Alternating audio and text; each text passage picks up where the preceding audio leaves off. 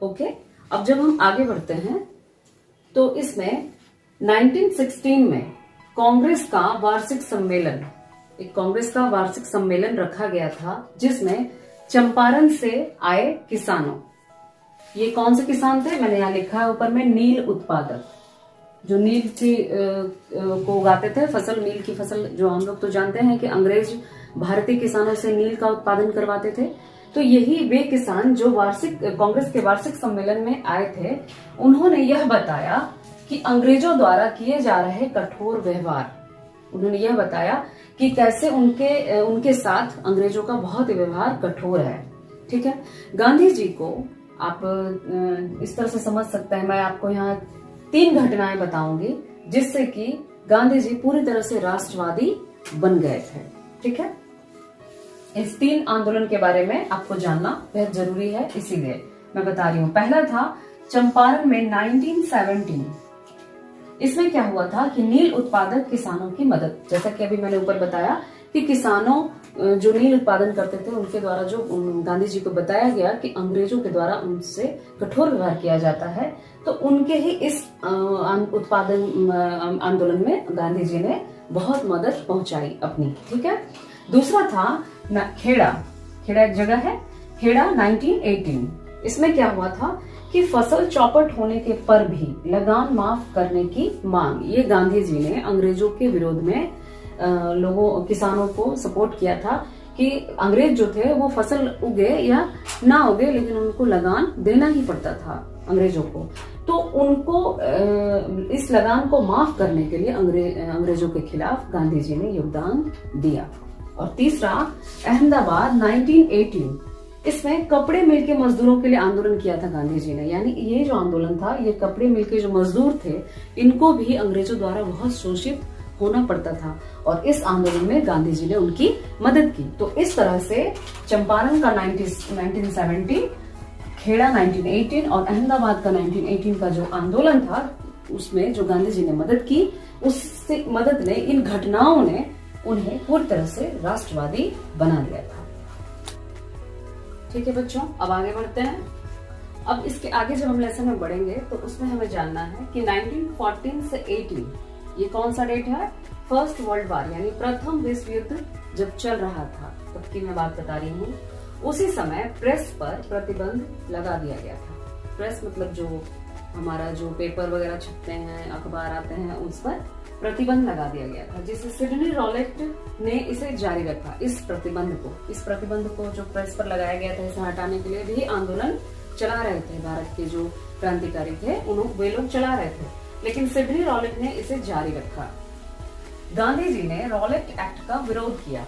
अब मैं थोड़ा सा आपको बताती हूँ कि रॉलेट एक्ट क्या था। रॉलेट एक्ट को काला कानून भी कहा जाता है।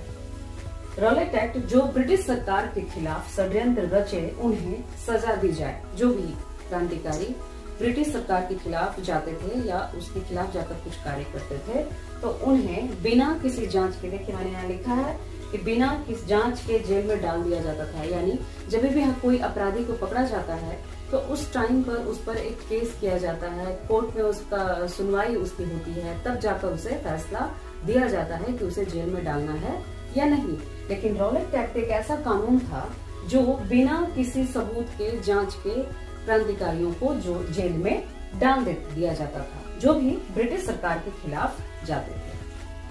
ओके, गांधी जी ने इसके खिलाफ आंदोलन चलाया, रॉलेट एक्ट के खिलाफ। गांधी जी को उसके बाद गिरफ्तार कर लिया गया और बंद, हड़ताल, विरोध चलता रहा जब उनको गिरफ्तार किया गया।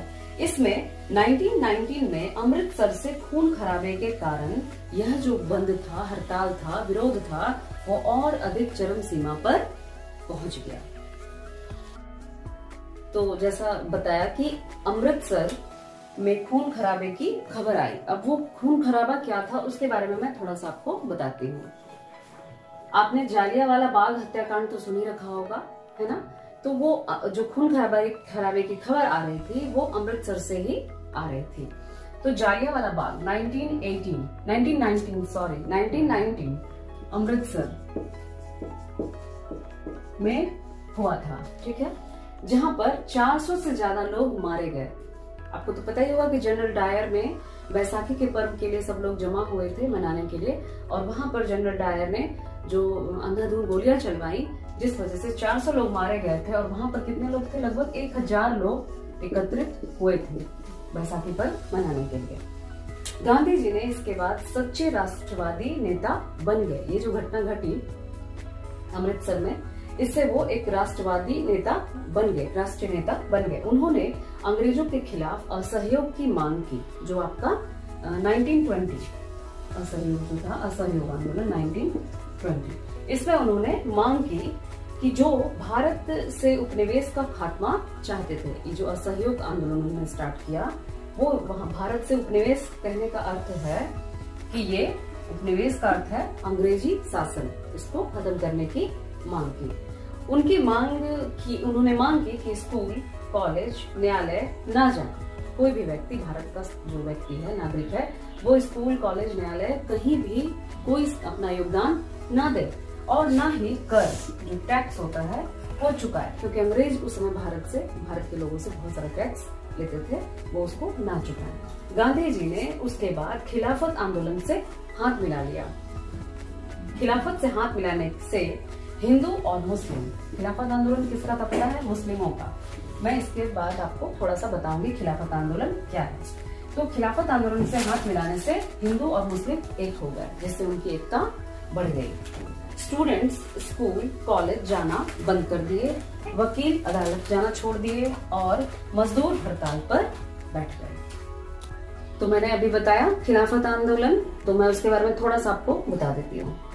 खिलाफत आंदोलन 19 से 1920 तक इसका जो पीरियड था वो है।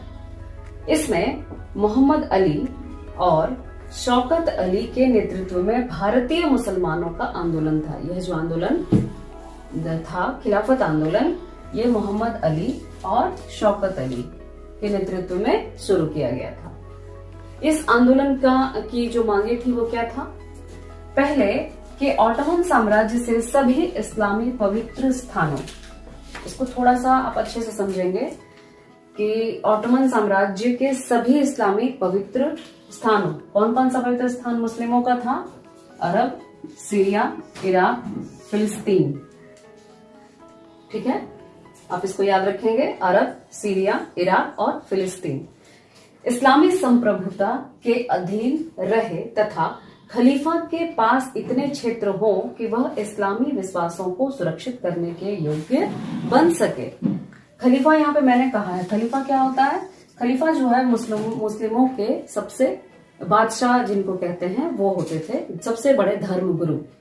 तो उनके पास इतना क्षेत्र हो कि वह इस्लामी विश्वासों को सुरक्षित करने के योग्य बन सके। यही था खिलाफत आंदोलन। ठीक है, जिसका कांग्रेस ने इस आंदोलन को समर्थन दिया था, अपना समर्थन दिया था, ताकि हिंदू और मुस्लिम की एकता बन सके।